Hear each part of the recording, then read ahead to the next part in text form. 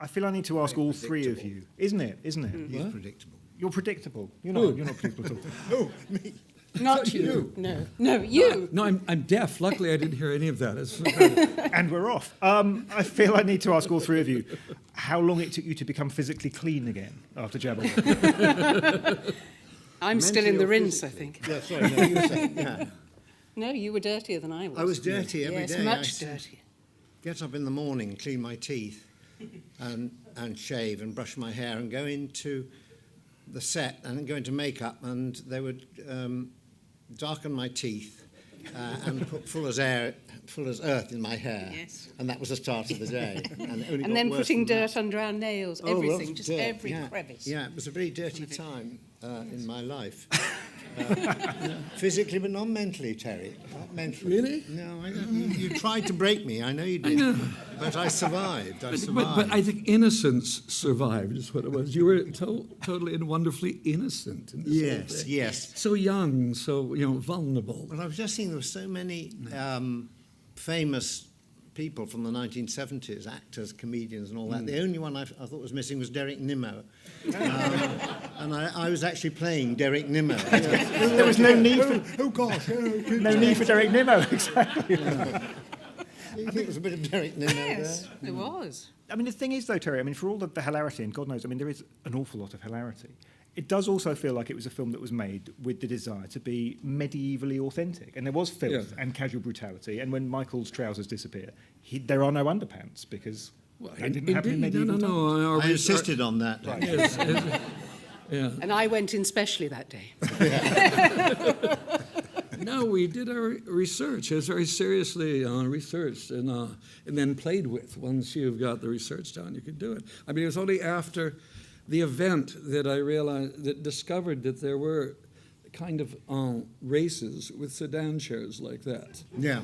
In reality. I never knew that. Yeah, I lied. Right, perfect. Thank you. No, but it was seriously. I mean, we got torn apart by the New York critics because I suggested it was less a Python film and more of an homage to Bruegel and Bosch.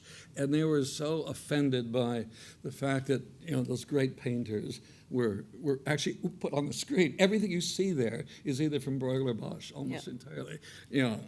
Warren Mitchell's ass, straight out of one. Severed feet out of Bosch. Yeah, it's all there. Yeah. But speaking of Python, obviously, I mean, the two of you had already had this very long working relationship before you made Jabberwocky. I mean, Michael, did this feel different from working with Terry on the Python material? Well, it was much more uncomfortable, certainly. Which is saying something, because Python was pretty uncomfortable. But no, I mean, the difference was that this was a single, sustained, 90-minute film, and it was a character that went all the way through. So short and as so it was that? quite a lot. And So much longer to me. I mean, I just watched it. I thought it was It very long. did seem Get the long, old yes. scissors out. Yes, the first half was 90 minutes. And we haven't seen the second half yet. And it was a chance, as far as I was concerned, it was something I hadn't done before, which was to play a character that went all the way through the film, and he could develop the subtleties of the character. That's what I thought when Terry asked me to do it. I realised now I was just there to be beaten up and have mud and have people pee on me very often. But it was, it was a start in showbiz. I mean, it was intriguing, and it was nice to work. I admire Terry's filmmaking. It always looks terrific. There's always so much energy. There's so much going on there. There's not a dull frame. So I thought, well, it's going to look good, even though I might, sort of never physically survive. And be weed on, yeah, absolutely. I mean, Annette, for you were very much at the other end of your career, I suppose. You were starting out, as a new young actress at that point. I wonder, was there ever a point on set, I mean, possibly when you're tossing a potato for the hapless dentist to pine over for the rest of the film, when you're thinking, what have I got myself into? Not at all. Really? It was a part you always wanted. Yeah. No, it was glorious. It was just fantastic. Insanity. Just insanity ruled. And it was the hot summer. It was 76. It was your So lack it of was vanity that I blisteringly hot. loved. I mean, we just made you look horrible. And you did it, and that was I so don't wonderful. think vanity, I think any of the people in the film could come Nobody anywhere came near too vanity. Oh, come on. Deborah made it. Deborah Fallon looked Yeah. Yes, Deborah. Yeah, come on. Yeah. But that was, we all had to I mean, there's so many grotesques in it. Yes. But it was very But nice. as you see, it's Bruegel. It's that Yeah. rich kind of... Rich scatological world. Yeah, that's what it is. The detail is, I mean, watching it again at the end when when Warren says, "Go kiss him." That is still one of the great moments for me, how the missed kiss happens. It's gone. It makes me It's laugh gone. every time. It always surprises me. I'm very keen to open up the conversation, so I will be doing that in a second. I just want to ask quickly before I do that. I mean, the cast member who doesn't often get discussed, wonderful cast members that we have here tonight, is the man in the Jabberwock costume. So I just want to find out a little bit more about who he was and... It's 40 years ago, Mike, you remember? well, and who was he? And also what kind of direction you were giving him? Val, are you out there somewhere? Yeah. You remember who it was? Dave No, Prowse. it was not. No. It He's was the not. knight. It was Harrison somebody? Harrison... Ford? Harrison... You heard it here first. Was it Harrison Harrison Ford? Citron, I think. Yeah. Did he turn up in Meaning of Life in a casket? Yes? Peter Salmon, exactly. Okay. Yeah. It's Peter Salmon and not Harrison Ford. I'm glad Yeah. you cleared this up. A man who had to stand backwards through the entire performance as the Jabberwock, because I was obsessed about knees that bent the wrong way on all the creatures that were being done at that time, because they always had men inside and their knees bent like ours do. And I was obsessed, so we turned him backwards so his legs worked like chickens, and luckily it freed up his arms to be the arms on the wings as well, but he couldn't see a thing. Basically. He was lucky. Luxury. No, not really at all, but it was Jabberwock is a political film, like Brazil. In that sense, that's what we were trying to say in the midst of this fairy tale. We're talking about commerce, we're talking about, mediocrity as we're talking about, not Mike perfectly, but... Thank you. But yeah, My best review yet. yeah. I can do mediocrity if anyone wants to hire me. And when we were at, did you go to the San Sebastian? No, the festival in that place of Sicily. Yeah, Taormina. Taormina. You were there. We It was spent our played time on the wall of a Yes. garage, and lizards went across the screen as we watched it. Yep. Yeah, and somebody there, that was suddenly got into this whole thing that it was the Thatcher years is what we were dealing with, and it was a great political protest against Thatcher, which in a sense it was. It was trying to be many things at the same time. But yes, all of the economic, all the social, all that stuff is in there. The time I was, the unions were getting hammered by Thatcher, but I wasn't particularly a great fan of the union, even though member of many of them. And so we did the whole thing with Watt Dabney, who is, I think, personally, is my hero in the film. Yeah. He's a great character. I agree with you. Yeah. And very well played by Gerald. What's his name? Gerald. Gerald. He's Gerald. brilliant. He'd been It was in Gerald. Great Expectations. I remember Yeah. that. And he was brilliant in that too. He's got a great face. I thought he was really good. He did make you think, well, perhaps you should cut your foot off. It could be where. Yeah. No, I thought he was great. No, he made that character so believable. I mean, did. He an did. absurd situation, totally and utterly believable. It was incredible. I'm wondering, given the cast you assembled, how much of what people have just seen on screen was what was on the page? Gerald Wells. Gerald Wells. Thank you very much. Bathen Wells, his brother. So you're improvising now, and Very churchy. you're throwing me off. I wondered how much of what people have just seen was the script, and how much of this was you actually letting people loose on set and letting people loose scene by scene. I think it was pretty much the script. I mean, of course, everything grew depending on who was playing the part. But I think Yes, pretty it was much a very the words slim were all part there. when I Yeah. started. She was a wee spindle of a thing. Yeah. No, I think we stuck pretty close to the script. Actors will colour things. I mean, they'll respond to the script, so they Hopefully. colour things. Yeah. But we didn't change the dialogue. And amazingly enough, he had to be in the right place at the right time. Even those fights were being thrown around. It looked just a little bit arbitrary, but it was all. I seem to remember it was all quite worked out. I think on the first day's filming I did with Bernard Bresslaw, God bless him, had to fling me around. And he's a big bloke, and he was trying to be nice and gentle, but he just sort of sits on top of you. It's a heavy weight. It was but Harry it was Gorpin worked dropping out, you wasn't in it? that shot, dropping you. I Yeah, I was know, quite yeah. shocked how violent it was. You asked him to do that. Yes.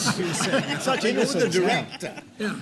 But I mean, there were little moments, weren't it? When in the fight, you say we do that bit of the fight, then we do the other bit of the fight. It looks as though it's all one continuous, absolute mess, the entire thing, but it was all very carefully organised mess. It's like magic. And the dust fell at just the right time, all through the beams of light and all that.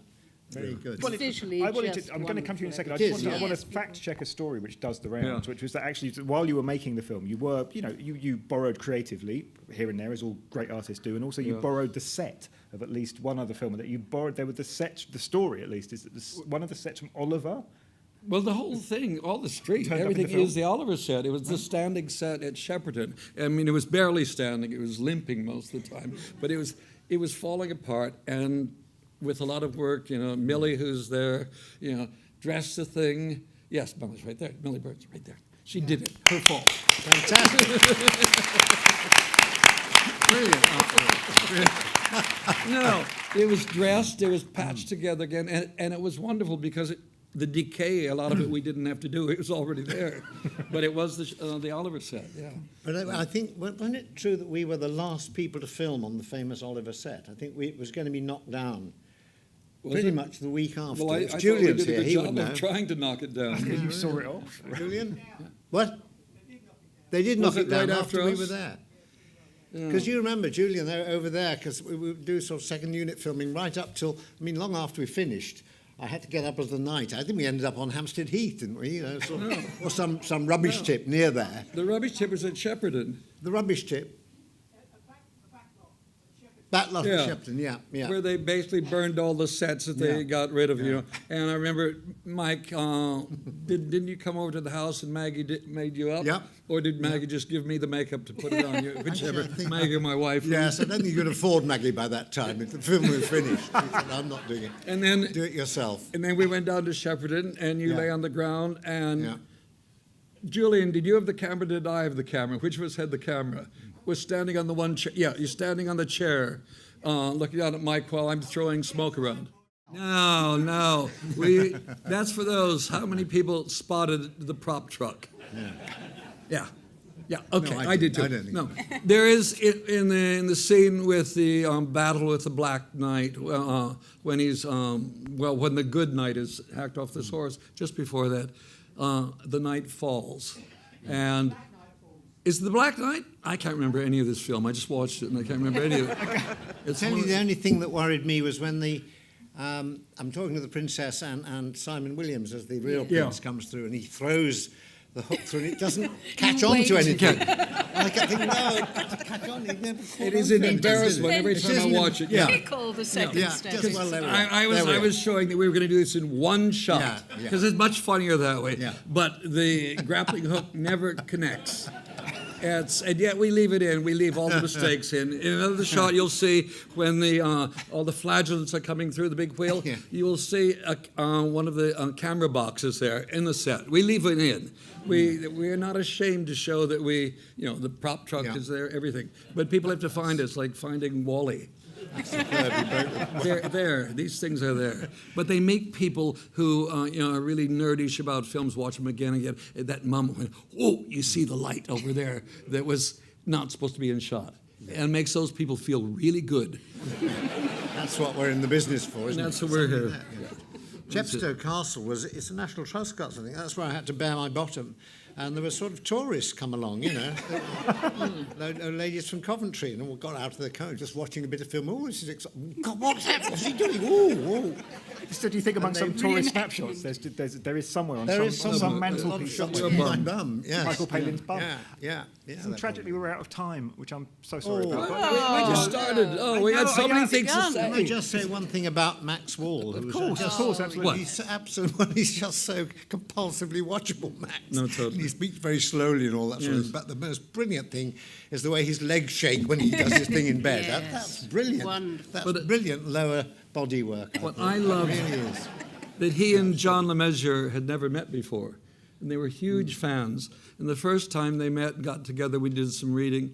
They kind of fell in love. And all those references to My Darling and all that came from that. That was not in the script. That was them. I remember that. I remember John Lemez saying to you very seriously, I just wonder, Terry, if possible, just thought it might be a nice idea. Tell me if I'm wrong. It's, I might call him darling. It's just lovely.